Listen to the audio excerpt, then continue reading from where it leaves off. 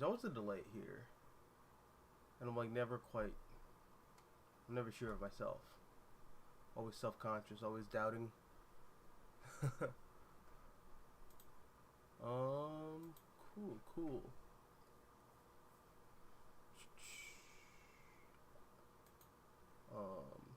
I feel like so stupid because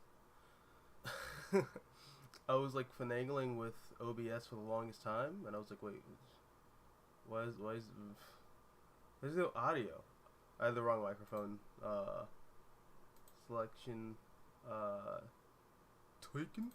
So yeah, no, just a hard Darwin moment. Why we started late today. Alright.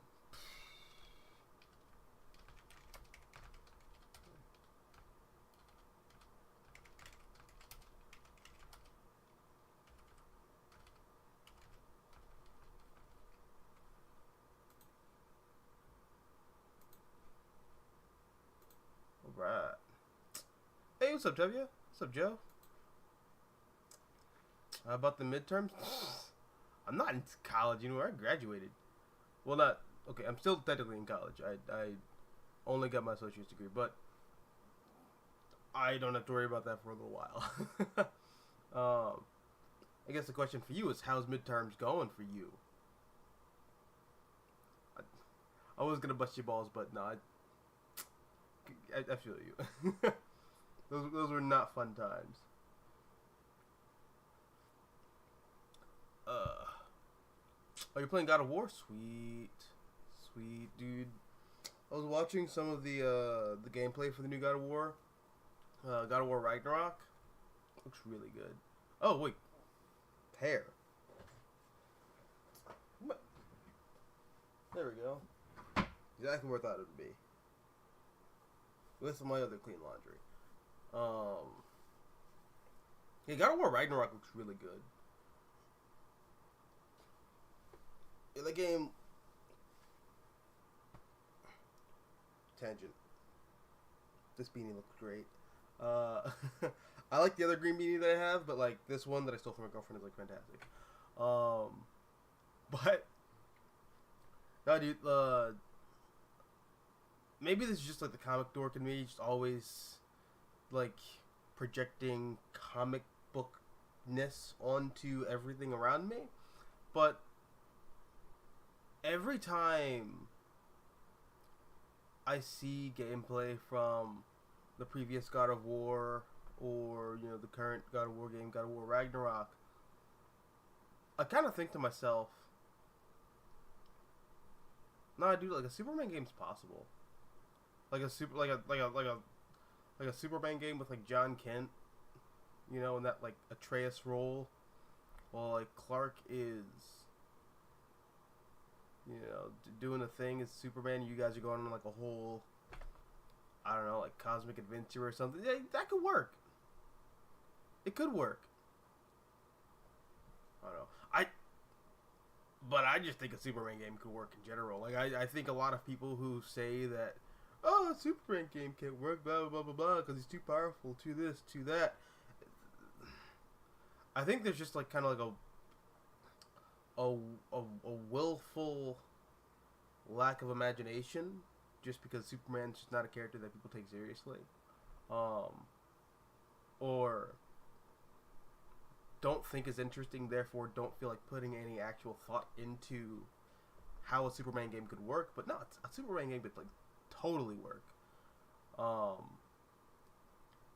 And games like God of War prove it, because Kratos is doing like crazy shit, like flipping ancient building structures and fighting literal gods. Like,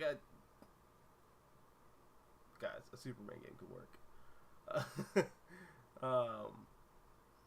But yeah, yeah, that's what I would say for years. Yeah, you know, yeah, I could totally see a God of War game with like John as like a little Atreus style sidekick. That'd be really cool. Actually, speaking of Superman, I ended up like making a little Superman sketch at work today. Oh, where's my sketchbook? I was actually working on it a little before the stream. I'm not sure if my camera will like pick up the pencils that well, cause, well, I don't know, maybe it would. But here, I did this guy. Wonder how it looks on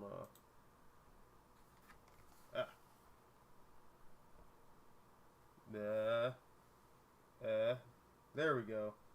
I just couldn't orient the page right. But yeah, no, I kind of like have this whole Superman design in my head.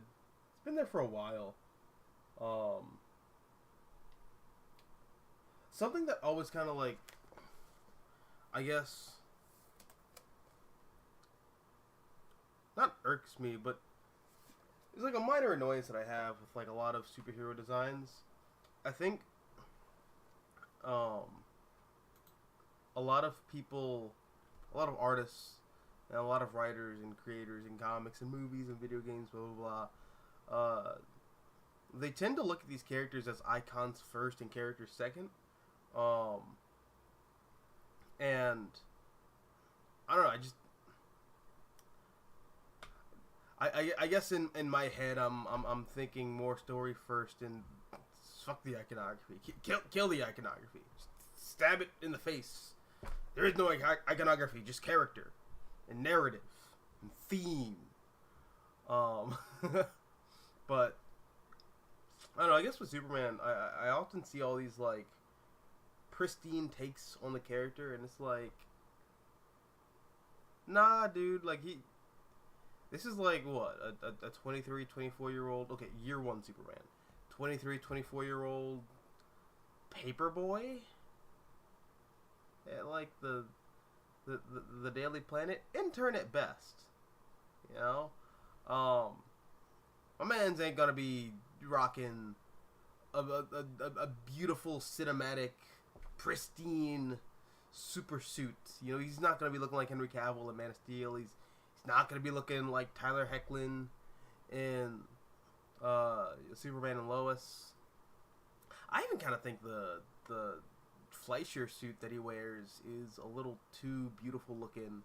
I don't know. So I guess my goal with that whole like sketch I showed you is to just go like, okay, what could like a 23-year-old like just graduated, making his way through the workforce, Clark Kent, throw together with the change that he's getting to make a Superman outfit. Yeah, very New 52. Yeah, I actually had the Grant Morrison and Rags Morales material like in my head as I was drawing it. Like specifically like the t-shirt and jeans kind of look. Yeah. But as someone who skateboards, or as used to skateboard, let me just say right now, like, unless you got like the flex fit jeans, them joints is not, they are not comfortable. Like I do not see Superman running at like 80 miles per hour and not getting at least a little chafed.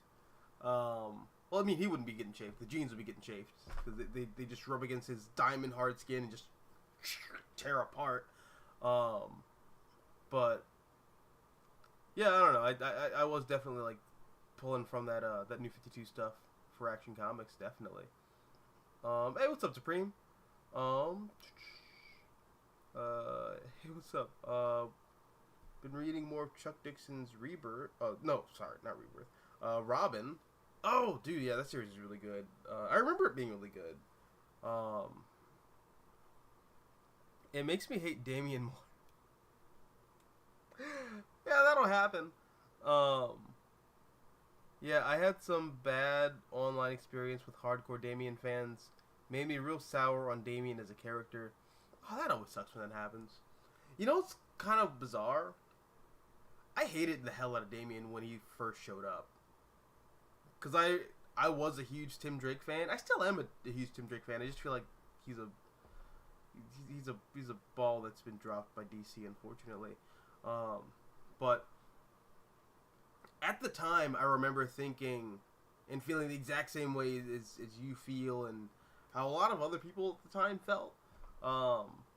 And as fucking Mark Waid points out in Batman versus Robin, actually, no, I really felt like as soon as Damian showed up, Tim Drake was just kind of like shafted, but that's not really the case in actuality. And I know I talked about this a little bit last week, but like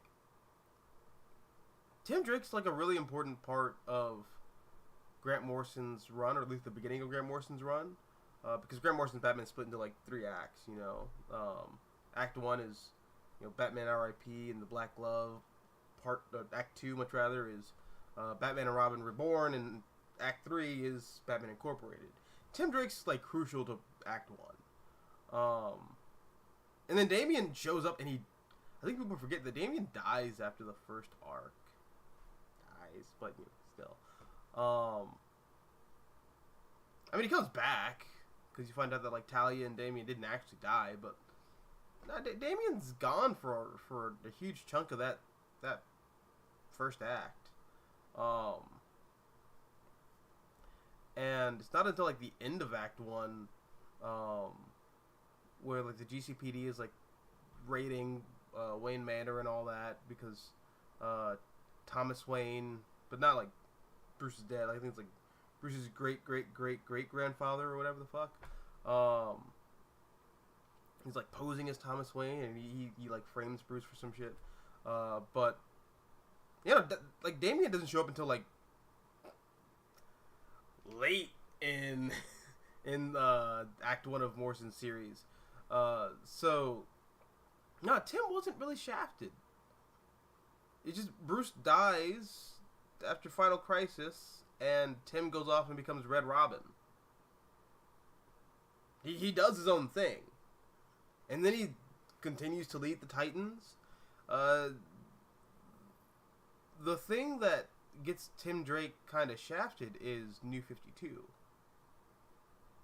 The DC Universe reboots, and then Tim is just kind of like shuffled off into like the realm of obscurity of that crappy New 52 Teen Titans book, which nobody read. Yeah, that's what happened to Tim. No, DC shafted Tim. That's not a Bat book thing. That is a that is just straight up DC's negligence. But Damian Wayne fans can also just be infuriating. That sucks. I also get the feeling that like some Damian Wayne fans just don't like Robin. Like they think of like Damian as like, no, this is how Robin should be, because he's actually like a trained ninja. Only a real ninja could go out there and match wits with Batman. Like you're missing the point of Batman. You're missing the point of Batman and Robin as like a institution. You're missing the point of Robin as a fixture in the Batman mythos. But yeah, no, dude, I that sucks. That the fandom's kind of ruining that character for you. I really grew to like Damian after he died, which I know that sounds, but I didn't really get what Grant Morrison was trying to do with Damian until we got to the end of Batman Incorporated.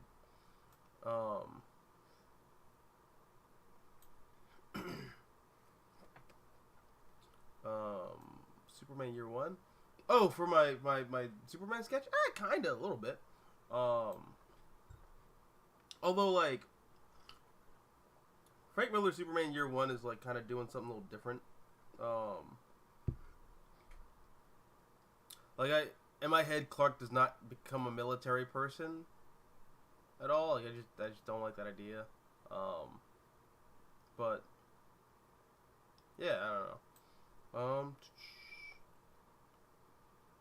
Supreme says, hardcore Red Hood fans and hardcore Damian fans are the worst. Makes me wish Jason stayed. Jesus fucking Christ. I'm like just getting over a cold. Don't make me laugh. Holy Christ. Yeah, makes me wish Jason stayed and Damian never existed. Oh, wow. Was their existence worth all the schism in the fandom? I don't know, man. I was having this discussion with a buddy of mine earlier today. And I'm trying to like get him on the show. It's just he's having like connection problems. Um, but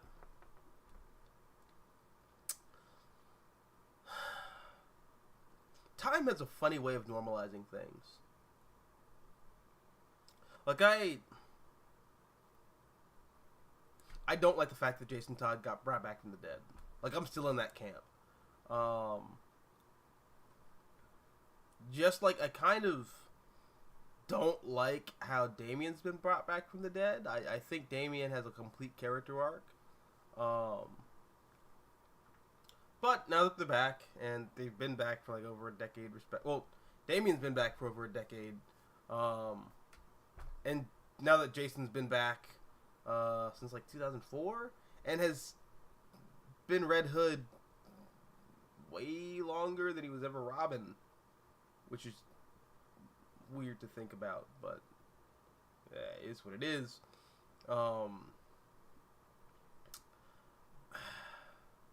I mean, they're here. You know, I think at this point we just got to make peace with it. Let's try to like move on to the best of our ability. But I do think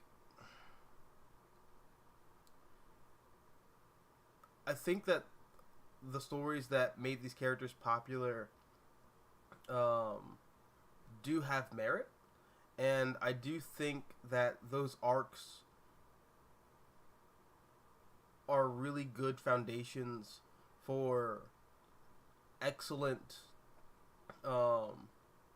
and like exciting potential future stories.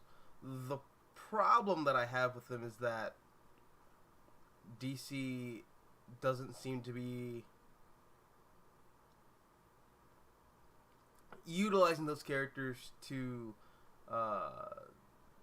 the best of their ability. I don't think. And in some cases, just kind of like flying in the face of everything those characters were created for, really. Like, this is fun.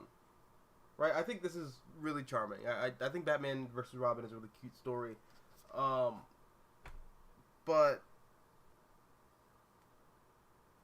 how many fucking times are we gonna see Damian butt heads with Bruce Wayne over some dumb shit? Like, right?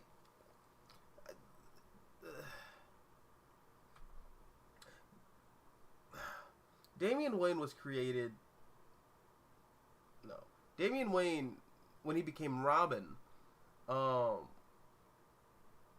he was supposed to be Dick Grayson's Robin. You know? He was supposed to be a part of that, like, 21st century dynamic duo where the dynamic between Batman and Robin was inverted. And the point of pairing Damian with Bruce was to show that that dynamic does not work, because then you just have two people who are so much so the same personality type that they often clash. That's why Bruce and Damian don't work together as Batman and Robin. But also, just Damian, he sacrificed everything to be Robin. He sacrificed everything to be Robin. He left his home. He left the people who raised him. He left everything that he was kind of brought up with, all those principles that were ingrained in his head for the first crucial 10 years of his life. He left all that to be Batman's Robin. And no, just running through like the endless gambit of Damian ripping off the R and rejecting Robin. It's just, one, we've done this song and dance before, DC, but two, you're missing the point of the character. Like, you're sorely missing the point of that character. But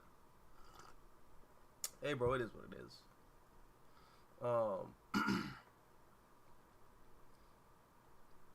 Toby says, I personally like Damian Wayne Robin with John. Yeah, that's pretty good. I like that dynamic.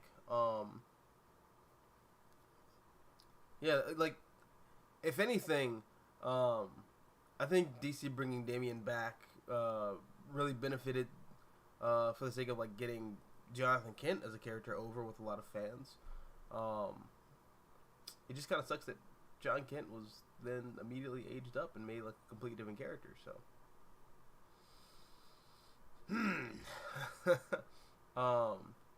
Toby says, I like Tim Drake Robin, and it drives me crazy that DC Comics keeps dropping the ball with my boy. And Connor. Yeah, well, I think Philip Kennedy Johnson is gonna start trying to do some stuff with Connor in Action Comics. In I think 2023, when that book kind of becomes like a super family title. I'm excited for that. Because there are a lot of characters in the super family who have just been completely neglected for the past decade, really. Like, I'm trying to think, when was the last time Steel was important to Superman outside of Grant Morrison's run on Action Comics?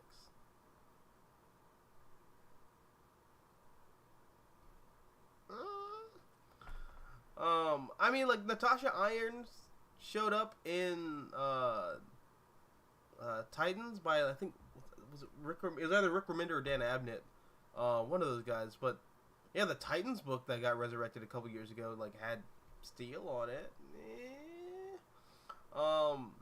And then Connor just is a whole cluster of just I don't even want to think about that, because it involves Bendis.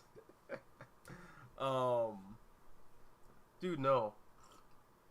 I'm anxiously awaiting the Philip Kennedy Johnson Action Comics Super Family title.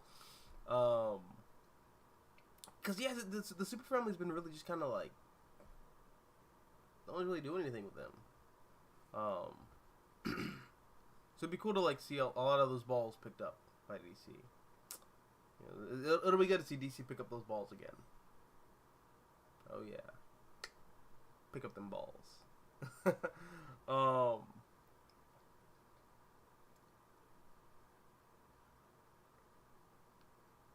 god, hearing comments from Red Hood and Damien fans saying Tim is boring, Tim is generic, blah blah blah. Oh, that sucks. You know what's kind of weird though?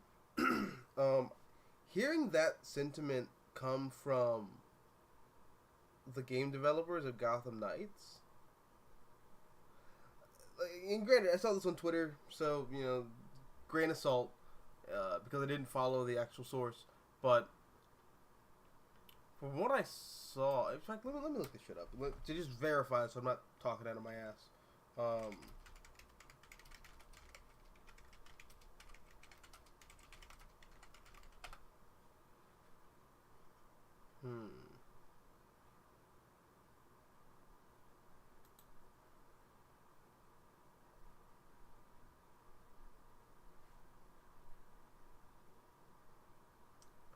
Oh man, I don't see it anymore.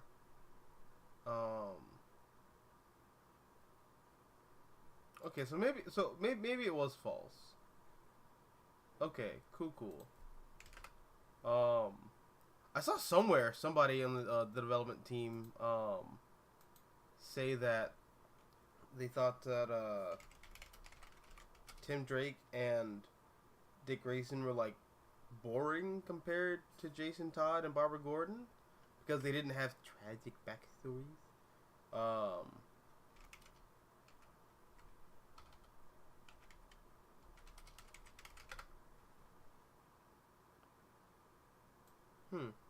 Well, I don't see it anymore, so, you know, oh,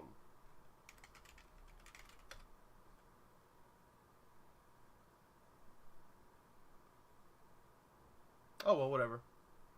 Lost cause. But, yeah, no, I do see that a lot in, like, a lot of, like, modern, Batman discourse from a lot of, like, newer relative fans. Like, a lot of people say that, like, you know, a lot of the Bat family members who aren't the new edgy boys are boring, and it's like, shut up. Shut up. Tim Drake is a great character. when he's being written well. I do agree. Sometimes Tim Drake comes off as a little Mary Sue-ish. Granted, the role of Robin, ideally, is to be like an eyes-in kind of character. Like, you know, the ride-along, or the self-insert for, like, the younger audience members, or, like, younger readers. But, I don't know, Tim Drake can sometimes just not have a character, and it's kind of annoying.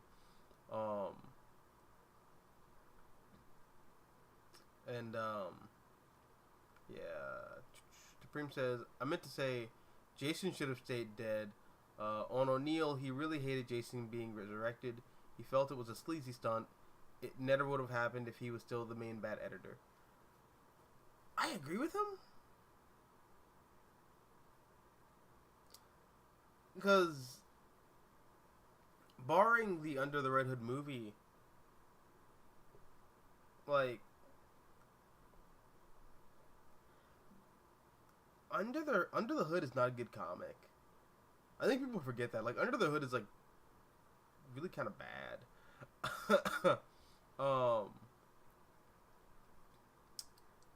And, yeah, I don't know, just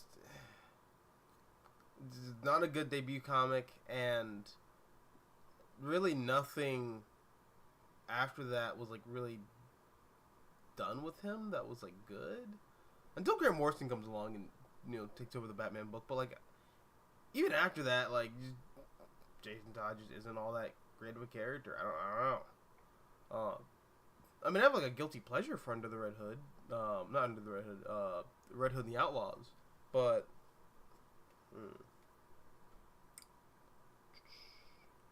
any opinion on Death of Superman 30th anniversary? Because for me, I thought it was really great and gave me back my boy John Kent. I thought it was alright. I flipped through it. It was cool to see Dan Jurgens doing more Superman stuff. And it was cool seeing Jerry Ordway work on some Superman stuff. But just, I don't know. Was not worth the, like, what, $8 to no, I'm not doing that. I mean, it's cool, just, you know, not my kind of thing. Especially with, like, some of the other books that came out this week. Which, speaking of, I guess let's talk about the comics that came out this week. So, I guess starting off, we have Batman vs. Robin, number 3. This is by Mark Waid and Mahmoud Asrar. And I'm continuing to really like this series. This book highlights a lot of, I guess, some of the problems I have had with, like, modern Batman. Well, not falling into the trap of just kind of, like, beating the dead horse of Le Batman bad, cause Le Batman crazy. Hey, what's up, Adam? Now this book actually kind of, one, is a high concept, like, Batman going on, like, a mystical adventure kind of story, which I really miss. You know, I really like when Batman kind of, like, when Batman stories don't shy away from the fact that he lives in the larger DC universe, and this dude stands side by side with, like, you know, Wonder Woman and the Flash and the Hawk people and all that, like, on the Justice League. He's gotta fight, like, demons and mystical monsters and stuff like that, and it's cool. You know, Batman is, like, at his heart a horror character, and, you know, Mark Waid is not shying away from that, and I really appreciate that. Also, this is building really hard off of the World's Finest first arc that Mark Waid did with Dan Mora, and there's a lot of really interesting stuff that's being done with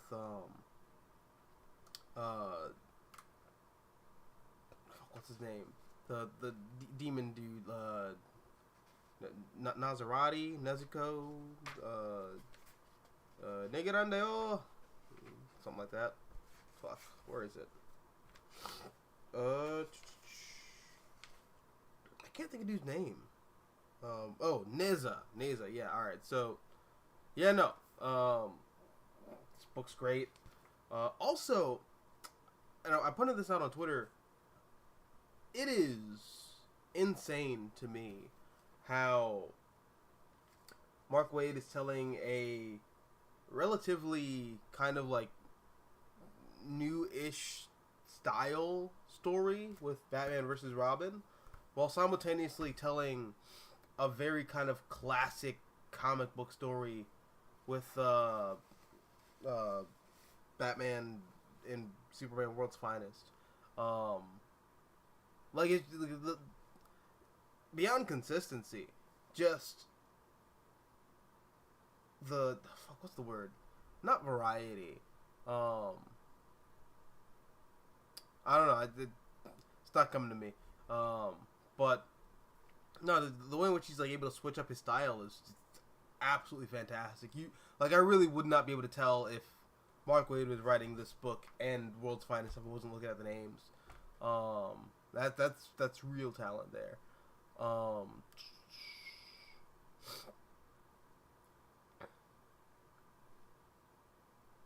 Supreme says, my problem with Damian is they keep resetting him over and over.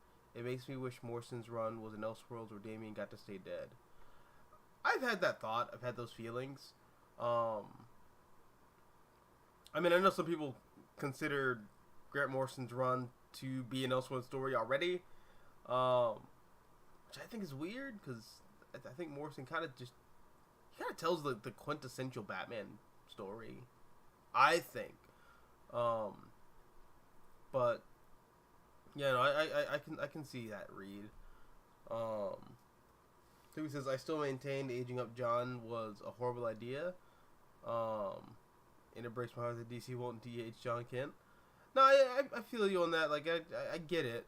But it is one of the things where just like there's a lot of de-aging John would cause more problems for DC now than as opposed to them just like moving on with the land as it's been left soiled.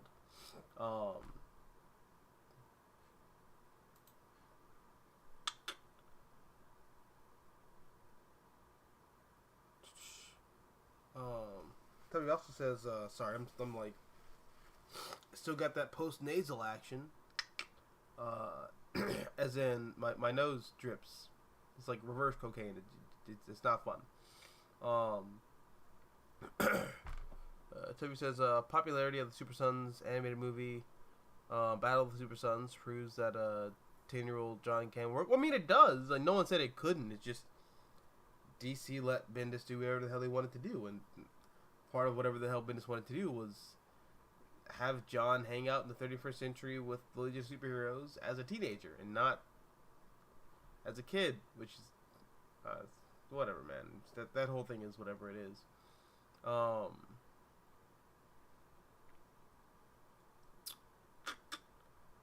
Supreme says, Tim shined best when the Batman comics were these pulpy, gothic, grounded, street-level detective fiction of the 80s and 90s under O'Neill's editorial watch. And Tim was a detective everyman Robin. Or when Tim was a detective everyman Robin. Yeah, no, I mean, I definitely see that. Despite not being a fan of a lot of, like, those 90s comics, I just don't like Dixon's take on Batman. But yeah, no, dude, definitely. I think Tim Drake definitely shined best when he was the sort of like everyman kind of Robin. Or I guess like much rather the smart one. You know, the true detective.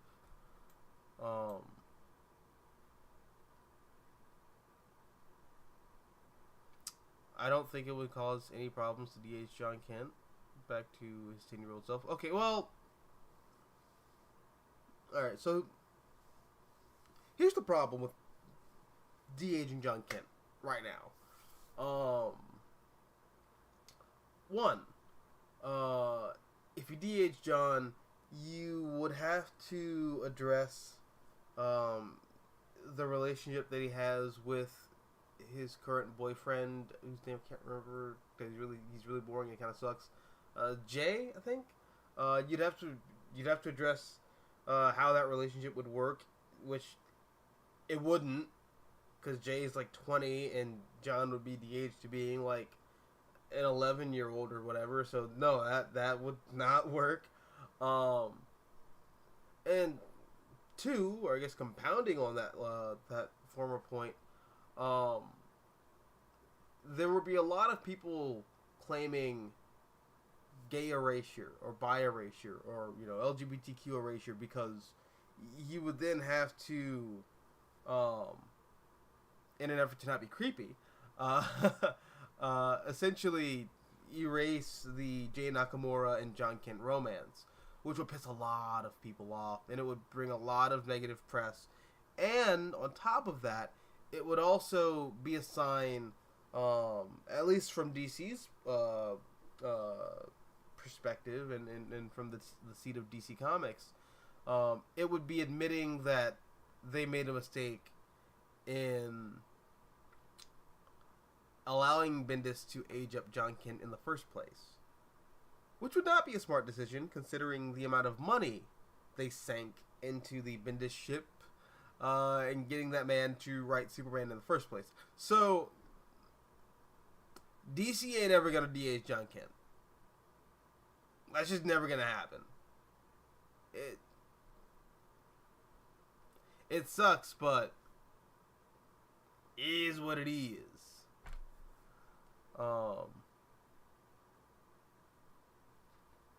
But yes, I do agree that the Tom Taylor book is not good.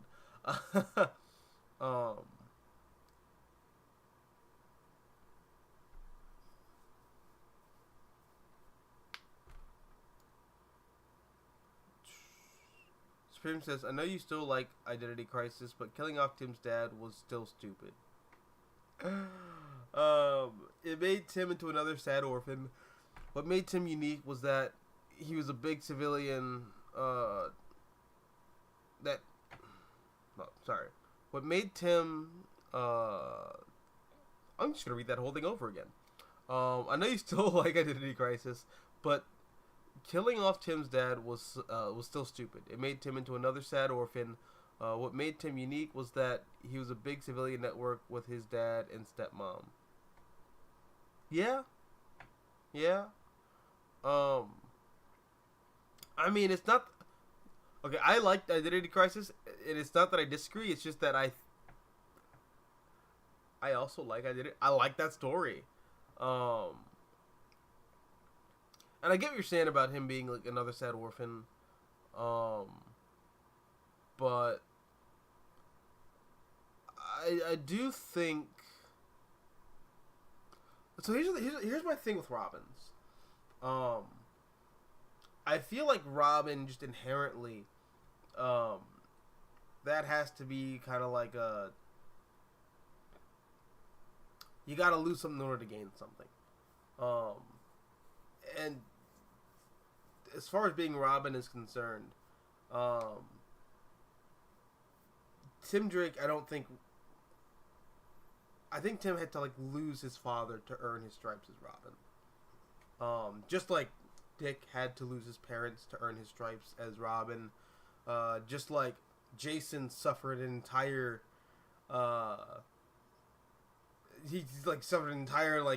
early childhood in order to like be Robin. I don't know, I think you have to lose a lot to be Robin, and I like that Tim I like that Tim eventually like lost his father. I get the problems that a lot of people have with it, but I dig it.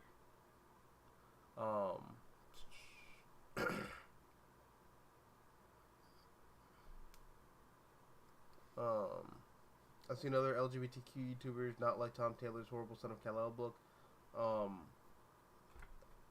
I mean, no, I'm not saying that like those YouTubers wouldn't have a problem with it. It's just there's a whole business into it, which is really why DC won't allow that to happen, unfortunately. it sucks that we're here, but it was a stupid decision in the first place. It's kind of like DC like having a whole crisis to like make the continuity make sense. Except all it does is just kind of like complicate things for the next consecutive 40 years, or I guess 35 years. Long-term planning is not DC's strong suit. Just, is what it is, unfortunately. But that's why you're never gonna see a younger John Kent.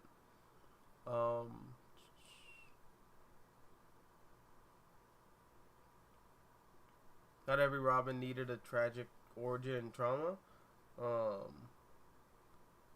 What made Tim unique is that he was a happy, well-adjusted dude with a big supporting cast. Yeah, I mean, I feel you on that. But that's why I like a lot of that 90s material as, I don't want to say backstory for what Tim eventually kind of became post-Identity Crisis, but I like a lot of it. I think everything informs everything else. That's also why I think Tim's a fascinating character. I think we're kind of saying the same thing, just we're coming at it from different places. I like that Tim first shows up on the scene as a regular guy. Well, not a regular guy. He's like a super genius. But I like that Tim, for the most part, just shows up as, this is a kid who grew up in a universe with superheroes and loved superheroes and admired superheroes, and he always wanted to be Robin. And then he gets to be Robin, and then he has to pay the price for being Robin, essentially. I like that idea a lot. I don't care what my light fixture says. That's just how I feel. But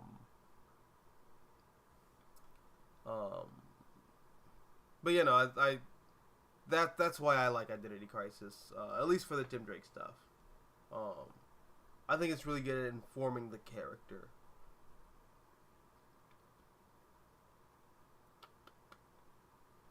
Let's see. I guess we'll move on to the next book that I got this week, which is The New Golden Age by Jeff Johns, and the whole host of artists, really. This is like a big anthology series with different artists, and I think all the art's really good in here. Jeff Johns is really kind of like leaning into the Alan Moore kind of like Watchmen style of storytelling with some of his his grid patterns. He's really going for that 9-panel grid. But I was kind of reluctant to pick this up, mainly because I have a weird relationship with Jeff Johns. I like a lot of his early stuff. A lot of his later stuff I'm not too overly fond of. Just to put it nicely. But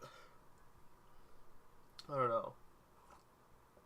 The cover had Dr. Fate on it, so I had to check it out because I like Dr. Fate.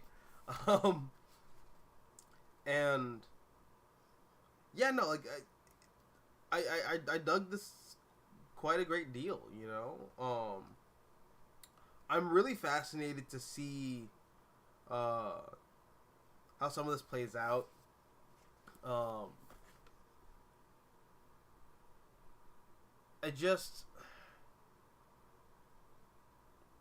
I saw a meme on Twitter a couple days ago about it's the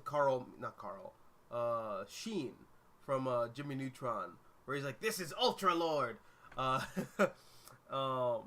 the teacher, I can't remember her name, but she's like, "That's the 5th time you've shown Ultra Lord for show and tell." That's basically Jeff Johns with JSA. This Justice Society book is about legacy, and it's like, Jeff, this is how many fucking times you gonna write a DC comic about legacy featuring the JSA? Come on, man. You got anything else left in the tank?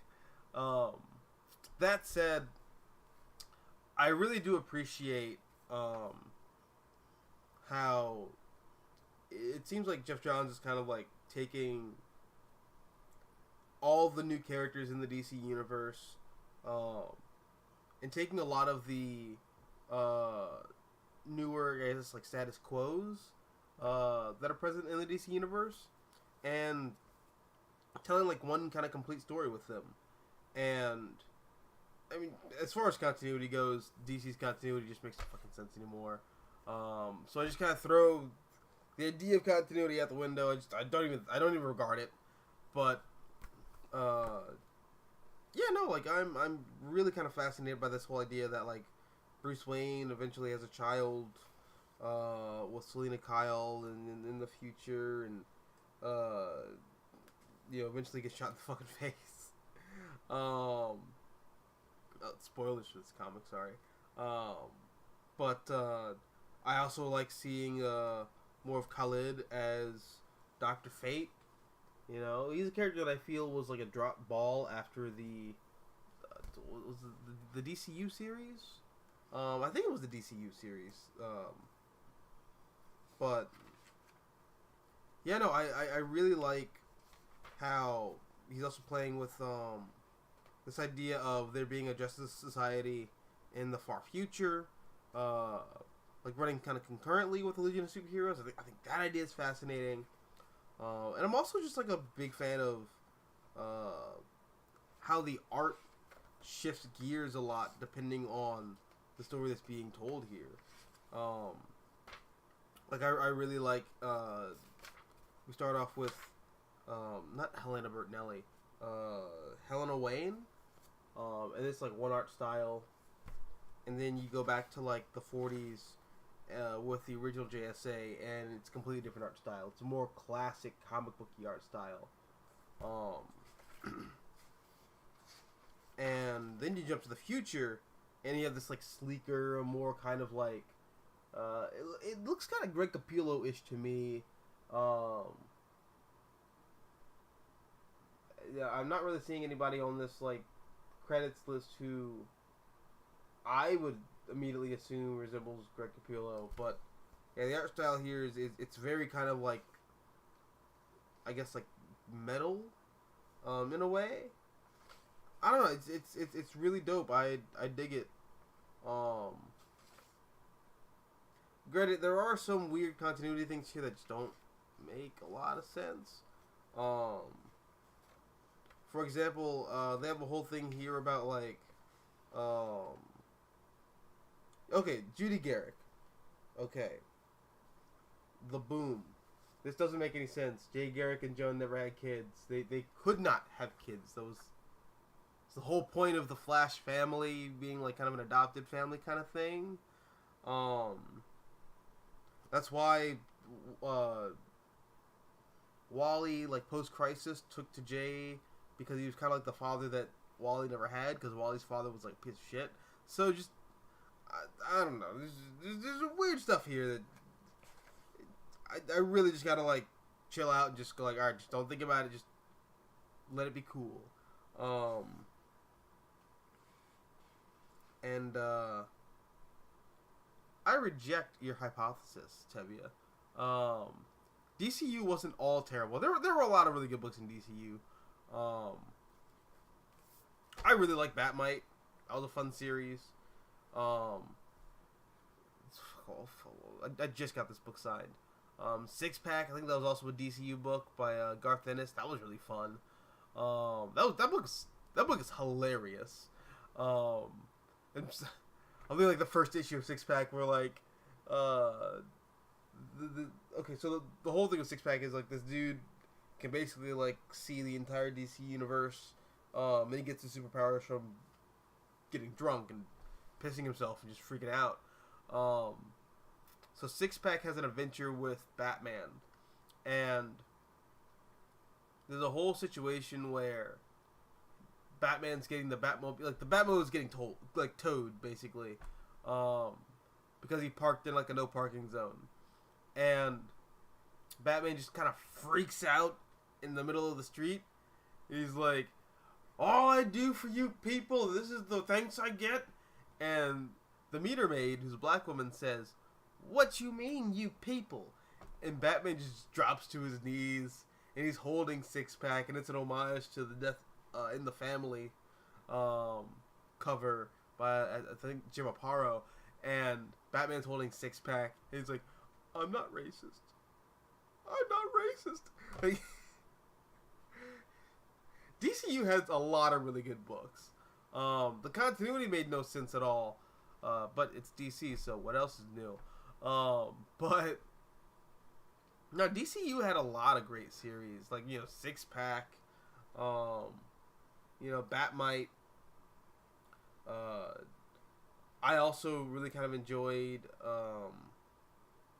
the Justice League book that was coming out at the time by like not Brad Meltzer, Brian Hitch.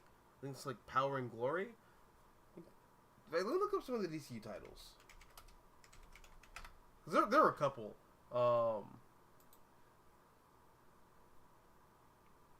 Okay, Batman. Okay, I got the list right here. This is a really old. This is a really old thing. In fact, let me share my screen with y'all so you can see what I'm looking at.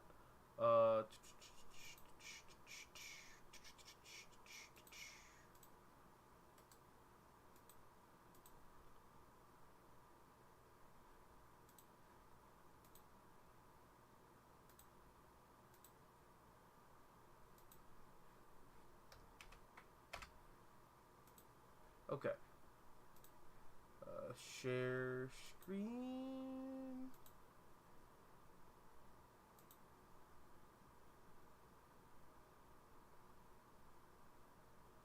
There we go. Okay.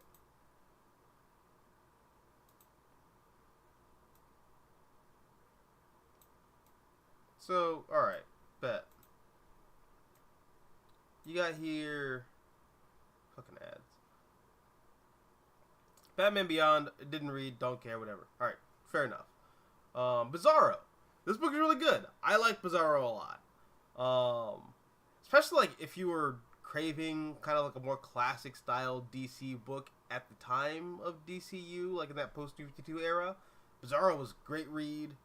There's also Hellblazer. I like Constantine the Hellblazer. It was the first time like the Hellblazer book felt like, I guess, an approximate version of what a modern post New 52 Hellblazer could look like.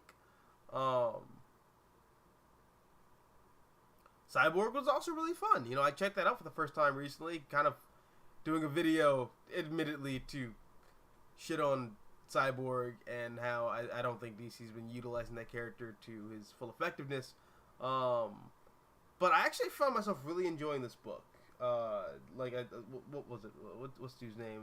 David F. Walker. You did a pretty good job with that book. Dr. Fate was great. I will not take any shit from anyone, including you, Tevia, about the DCU Dr. Fate book. This book is fantastic. JLA by Brian Hitch was great too. I heard the Martian Manhunter book by his name's not Orlando Jones, Steve Orlando, and Riley Rossimo. I heard that was really good, but I never checked it out because why the fuck would I read a Martian Manhunter book?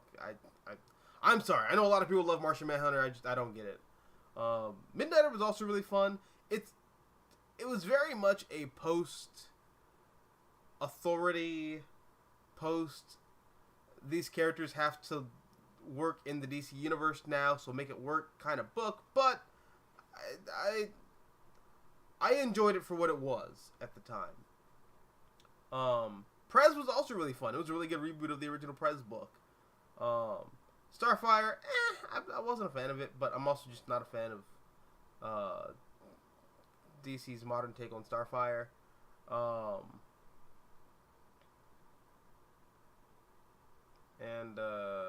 Nope, don't care. Go away. Is that it? No, there are definitely some more DCU books. Right? I thought there were. Huh. Oh well. Wait, no. Okay. Black Canary. Black Canary was another DCU book that was also really good. No, DCU had a lot of good titles. I think people sometimes forget. There was a lot of good stuff come out of DC at that time period. It wasn't the stuff that anybody really cared about, but there's definitely some books that were coming out that were pretty good. Um,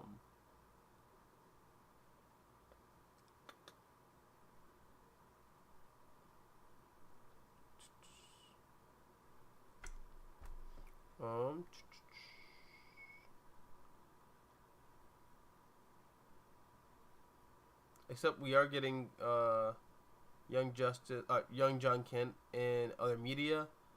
And plus, people love Battle of the Super Sons. I mean, I agree. I like Battle of the Super Sons too, and I really want to see more Young John Kent and other media. It's just we're probably not going to see it happen in comics. And DC will not admit their mistake. And if they do, it won't be anytime soon. I think this was like a couple weeks ago. In fact, it might have just been last week. Dan DiDio, in a very kind of like playing everything kind of coy and not really wanting to shit on himself in public, admitted that the comic book industry, namely DC Comics, lost an entire generation of readers. Now, granted, I don't want to point the finger at Dan because Dan's not the sole reason for that. But no, the New 52 was a mistake. It was a mistake. I think it had a lot of good intention behind it. But ultimately, it was a flop. It did not work in the long run. But he did not admit that until last week. You know, this is 11 years after New 52 started. You know, and this is at least 8 years after the money train for New 52 ran its course. And you started to see the whole thing kind of slow down and fall apart. So if DC ever admits to fucking up anywhere with John Kent, you're not going to see it for at least a decade.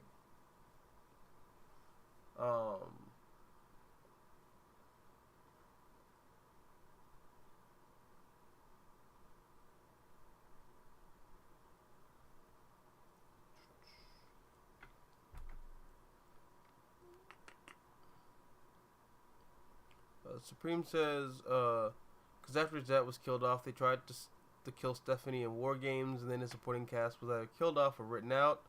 So I feel like Tim suffered as a character after Identity Crisis. Well, I don't think that's from Identity Crisis, though. I don't think that's the fault of Identity Crisis. I think that's the fault of the Bat Office just not knowing what to do with Tim Drake after a certain point. Which is like really a tragedy. I think he could have done a lot with Tim Drake after that point in time. But I really don't like War Games. I think that book is terrible. We talked about this last week, but I don't like 2000s Batman. I think 2000s Batman is 2000s Batman represents everything that I didn't like about the 90s era for Batman, but it just kind of takes everything I don't like about 90s Batman and just ramps it up by like a million. But yeah, I don't blame Identity Crisis for that. I blame the editors and writers who came onto those books and kind of fucked up the character afterwards. I blame them, really.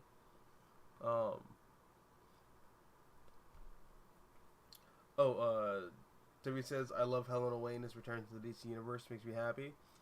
Yeah, me too. I wonder if this is Earth 2. That's kind of like the thing that like hits me. I wonder if this is like an Earth 2 situation. Because Helena Wayne is like a traditionally that's like an Earth 2 character. Even when DC resurrected the Earth 2 concept for the New 52, Helena Wayne was an Earth 2 character. So yeah, no, I'm very fascinated to see like where this kind of goes. I know a lot of people on Twitter are shitting on it, but I don't know. I'll check it out. You know, um,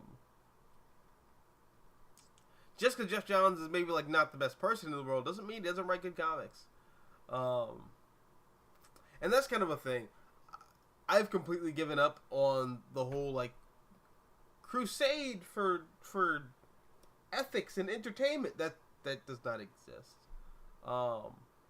I've kind of accepted the fact that a lot of creators that I really love and really like and look up to are probably just shitty people.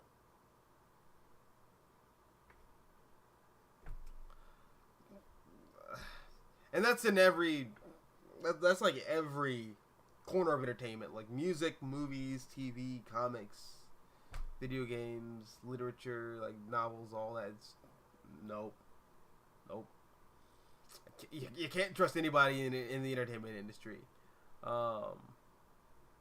So, yes. Oh, Jeff Johns is a shitty person. Oh, guess what? I don't care.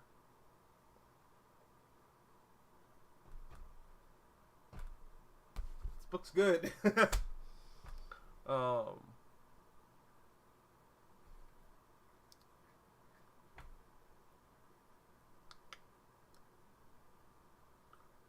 Jimmy says, I love Wally West having Irie and Jai. Those kids are really awesome and tons of fun. You know what's weird? I am currently, for the first time, reading the very beginning of Mark Waid's run on Flash. Because I think I showed you guys I have those like the Flash by Mark Waid trades, and like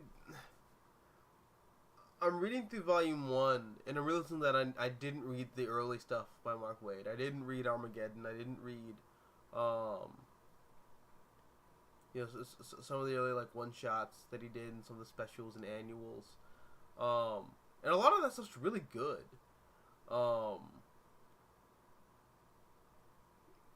And I bring that up because in the Armageddon special,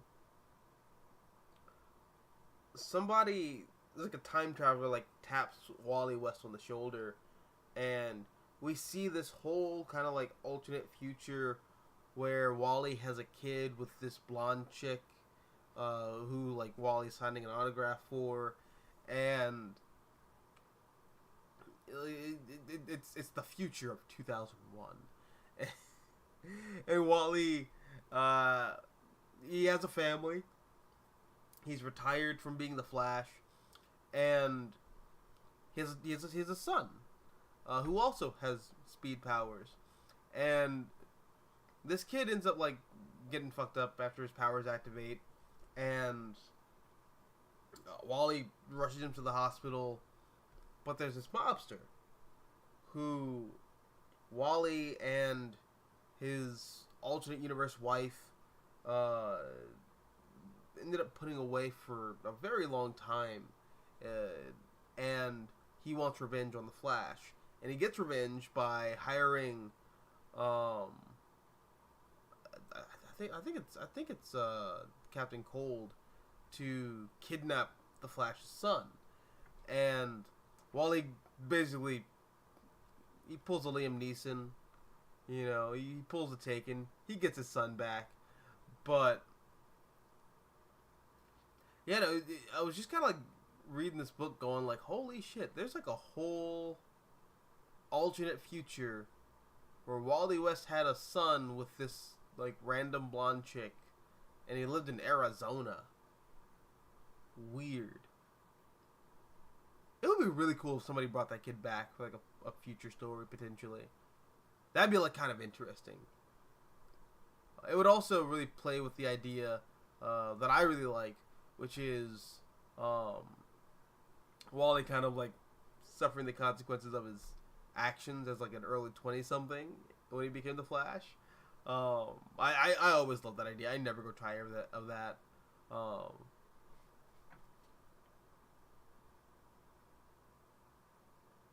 Yeah, the DCU also had a horrible Teen Titans. I never read the DCU Teen Titans book. I didn't know there was a Teen Titans book during DCU.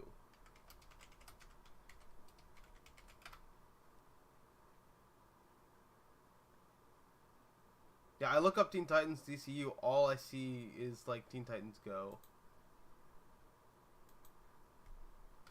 Did I miss something?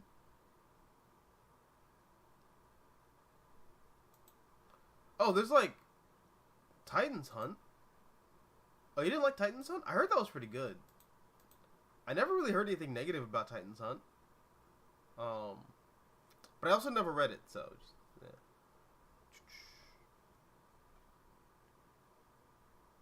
Supreme says, on 90s Batman, thoughts on writer Doug Monk and his Batman run?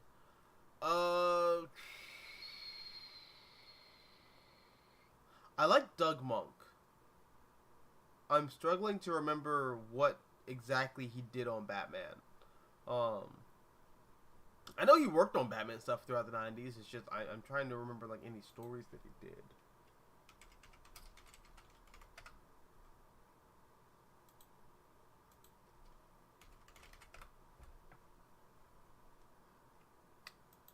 Oh, like the stories with like Kelly Jones. Yeah, I like those stories a lot. Those are really fun. Those are really gothic and creepy. In fact, I think those are like some of the first non like all ages like real Batman comics that I read as a kid. Sorry, I'm dying. Be like that. But we're all dying as soon as you come out of the womb, so you know. C'est la vie. But yeah, it's a Doug Monk, Kelly Jones Scarecrow story. It came with like a Scarecrow action figure. That's how I know. Like I know I remember what it is, but yeah, I like a lot of the stories a lot. There's this horror atmosphere to them that I really appreciate, because it really takes the character back to his like 1940s and 30s roots as being a character rooted in horror. You know, I'm a big fan of a lot of those Doug Monk Batman stories. Sorry, it's just when I saw Doug Monk, I was like, what the fuck are you talking about, Doug Monk? Oh wait, you know, then I remembered. Oh, Doug Monk, Kelly Jones, they both work together a lot. Yeah, those are really good.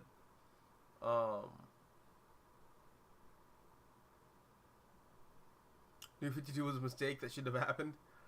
Yeah, no, it fucked up a lot of stuff. Supreme says, I don't know, under Didio's watch, a lot of legacy characters and sidekicks that were introduced in the 90s, or in the 80s and 90s were either killed off, sidelined, turned evil, etc., etc. So whose fault is that, eh? Well, there's also Jim Lee, who co-signed a lot of those problems. There's also Jeff Johns, who wrote and rewrote the universe to accommodate Dan Didio's vision.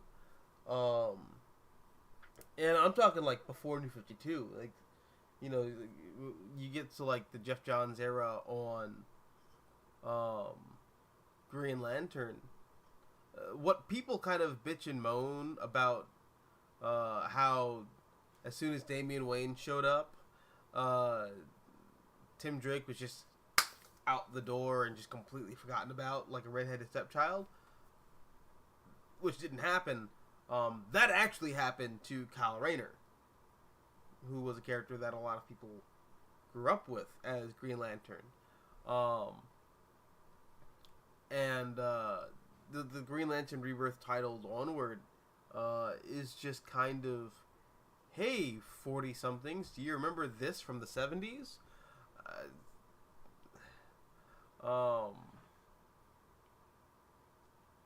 And I don't know, that mentality, like, again, people are really mad about it when you get to, like, the New 52, but, like, again, the same problem I have with Batman in the 90s, The same thing happened with Batman in like the 2000s. How a lot of those problems start in the 90s. I think a lot of the problems that people have with DC and their like complete and utter disregard for legacy, from like the New 52 onward, that's a problem that starts in the early 2000s. It's just we don't see the effects of it until you get to the New 52. So yeah, there's a lot of people at fault for it. I don't just blame Dan DiDio. It's not just Dan DiDio's fault. I think it is unfair to just throw him under the bus and not anyone else. Remix, hey, what's good, Remix? How you living? Remix says, why do you think Jim Lee avoids the blame? Actually, weird, we were just talking about that. Why do you think Jim Lee avoids the blame for the current state of DC? He is arguably nearly as responsible as DiDio is for this. Is it just because people like his art? Yes. Yeah. You think I'm kidding, but no. Yeah, that is exactly why people don't blame Jim Lee. It's because Jim Lee is quiet. He draws pretty pictures, and when he does talk, he's charming and he's fun. As opposed to Dan DiDio, who every time he opens his mouth, he pisses people off. So it's just easier to blame Dan DiDio for everything as opposed to putting some of that blame appropriately on Jim Lee. Oh, Titan Taunt was good. Okay, cool. I still haven't checked it out. I see it in my local comic shop all the time. I just haven't. I never gave it a shot. I think Dan Jurgens worked on that book though. I do want to give that book a shot at some point. Other books I picked up this week are Starhenge issue 5.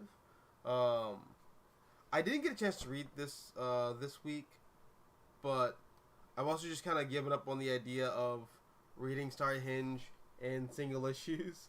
I'm just gonna not giving up on the idea of reading it in single issues. I have all the issues. I'm just gonna read them all when the series is over.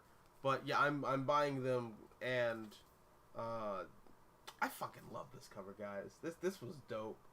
This cover is amazing. Actually amazing.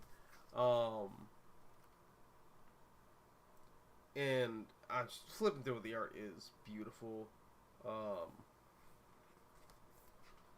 Freaking, come on, dude. Liam Sharp is just an absolute beast. What a beauty. I feel like I say that every time I flip through a Liam Sharp book, but it's true. You know what it is too? And this isn't me throwing shade at anybody. This is just me kind of expressing how I feel.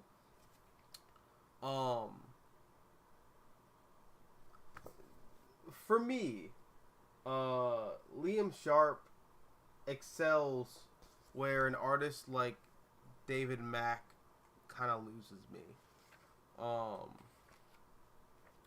He's kind of able to switch his and I think a lot of it's just he's able to switch his style up and do the more kind of presentational, I understand what these shapes mean and how this looks like a person and all that. This looks like a landscape, and then just kind of immediately jump to weird impressionistic stuff that doesn't make any sense, and it's just completely stroke inducing to look at, like this. I don't know. I really fuck with that. I think it's really cool. And yeah, after the first 3 issues, I still haven't read issue 4 yet, but I have it over here. I'm fascinated to see where the story goes. And yeah, guys, if you're not reading Starhenge, you come on, guys, get with it.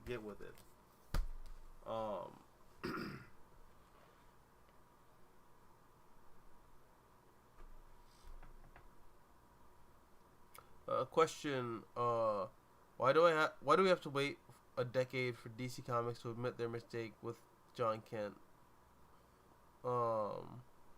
Frankly, I don't want to wait until I'm 50 years old. You're 40? Jesus, you look good for your age, bro. But Yeah, no, like it would be a bad business mistake because the people who hired Bendis are still at the company.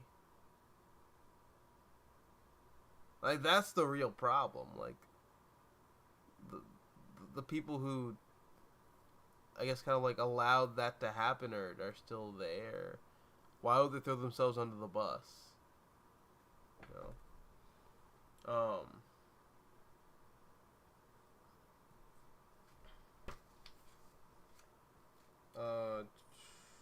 Alright, penultimate book that I got this week is Spider-Man: The Lost Hunt by James D. Mateus and sorry, I'm like terrible. I'm butchering this dude's name. Eder Messias or Messias, who's a penciler. This book was like pretty fun to read. I read through it kind of like once, and like really just like flipped through the pages, and like kind of skimmed it. But this was like a really fun read, based off like what I skimmed. So basically, Peter Parker's lost his powers,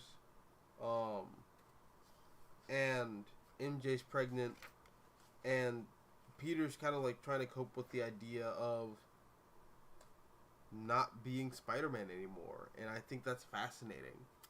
Also, this gives us what every Spider-Man has been. Every Spider-Man fan has been asking for. We have a married Peter Parker with a married Mary Jane Watson, and they're married to each other. Like, this is actually giving us what we want. I mean, it's kind of a monkey's paw because it's not real Spider-Man. It's like a Elseworlds thing, but dude, no, this is yeah, this is like everything like Spider-Man fans are asking for lately, and yeah, man, I don't know, like this is scratching a niche for me. Like Peter Parker feels like an adult, you know, but beyond that, Peter Parker actually feels like Peter Parker for the first time in a long time. Like, between some of his lexicon and his vocabulary, the way he talks to people, the way he interacts with people, the way he kind of like lets all these problems kind of like build up in his head until he like ultimately just kind of like lets it all out. And you know, in some of these cases, like letting it out on MJ, it's very on brand for the character. It's fucking Spider-Man, guys, it's Spider-Man. This is Spider-Man. Here we go. Buy this book. Show Marvel that we want more stuff like this. If you're a classic Spider-Man fan, this is about as classic Spider-Man as we're going to get for the foreseeable future. So please pick this book up. Thank God for James D. Mateus. That's all I got to say on that. Just what a treasure. And this book's dope. Just, yeah, check it out. And finally, the last book that I got this week is The Silver Age Flash Volume 1. So, Silver Age Flash is actually something that like I've never really kind of like got into. Like, I mean, I've read Silver Age Flash stories here and there, but like only really as, I guess, thinking about them as like backstory for actual Flash comics that I enjoy, namely Mark Waid's Flash and Jeff Johns' Flash. But yeah, I'll admit some of these stories are actually pretty fun. I really like the first issue with the turtle. I think the story's really cool. I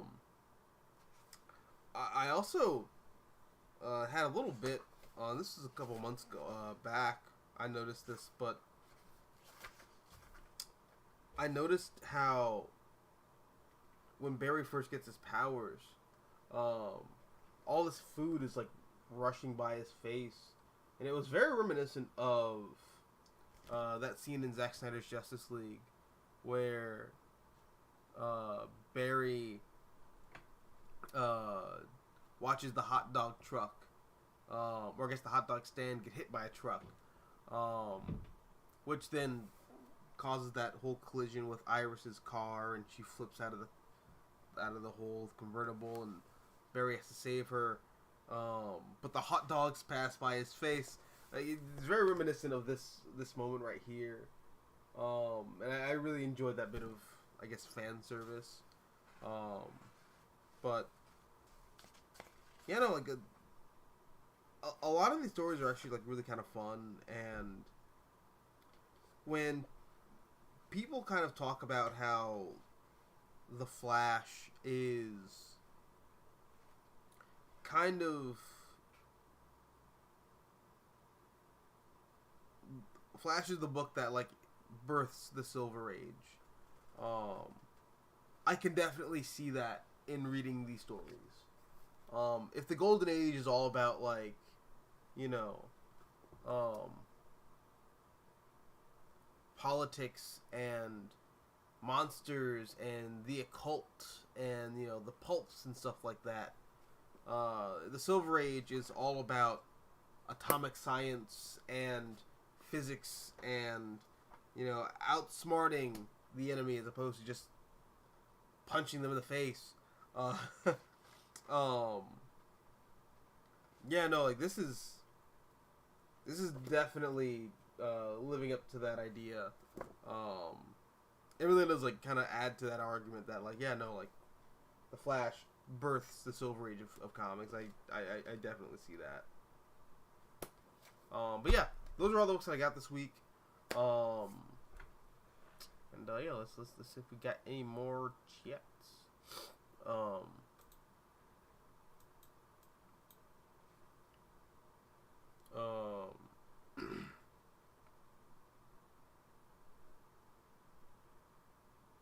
Dave says, I love Spider-Man Lost Hunt. It was really great. And also a bonus, I got to see Peter Parker and Mary Jane be married. Yeah, no, yeah, it was great. That's what I'm saying, dog. Like, if you like that, like, this book's giving us everything we've kind of been asking for, so just, we gotta support it.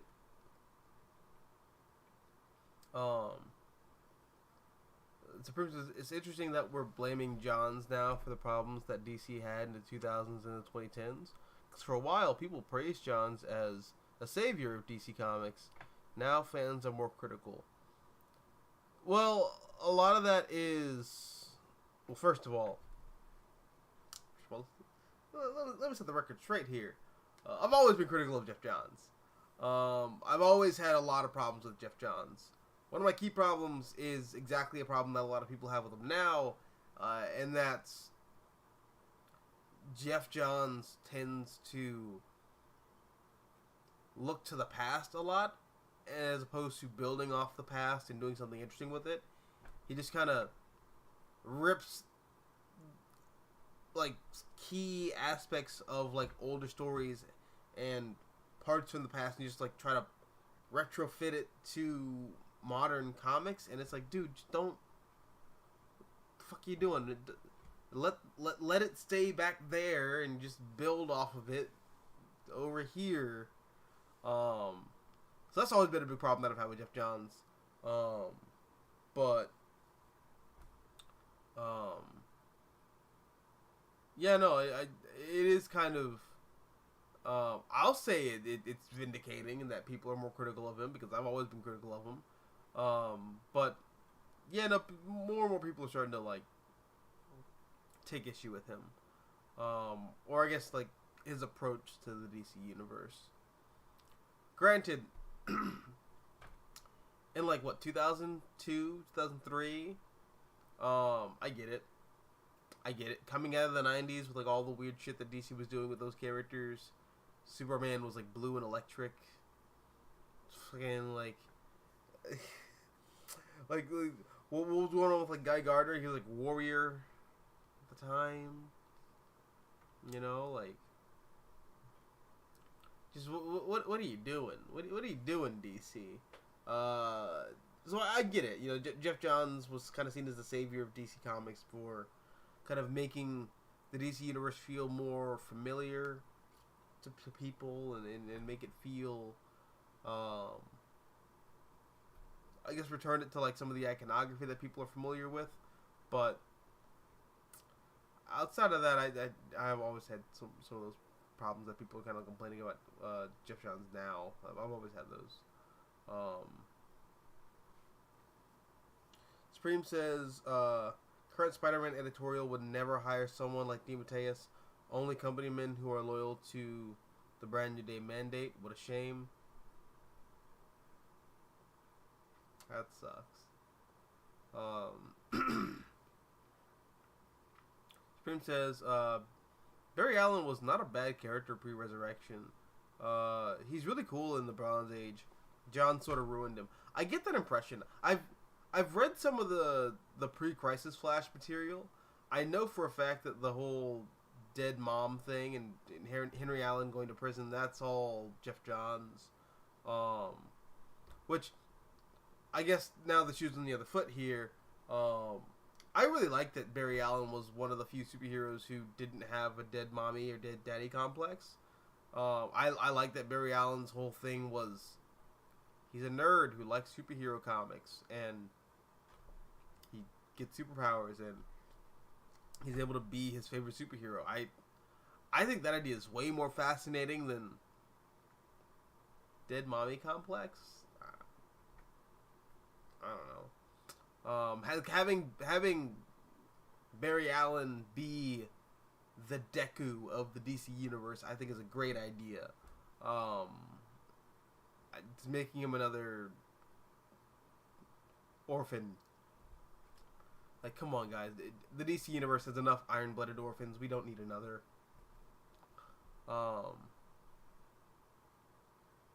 Toby says, question.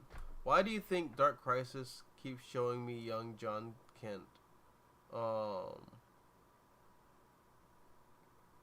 because it's just informing character, I guess. But I also haven't read Dark Crisis, so I don't know. Yeah, on that note, I'm going to call it one. Because I am tired. I got work in the morning. But, yeah, guys. Also, I've got, like, this whole Superman video that, like, I've been trying to work on. But it just hasn't been coming together because I was super sick yesterday and I did not feel like editing a goddamn thing. But I am going to edit that tonight, hopefully, and, like, edit that into, like, the weekend. Hopefully I have it up by Friday. Yeah, until then, thanks for coming by. Thanks for, showing me love.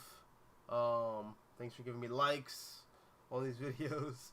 Me being passive-aggressive there. But, yeah, guys, thanks for everything. And, as always, until next time, adios, nachos, adios. Wait, I could have done that a little better. Nah.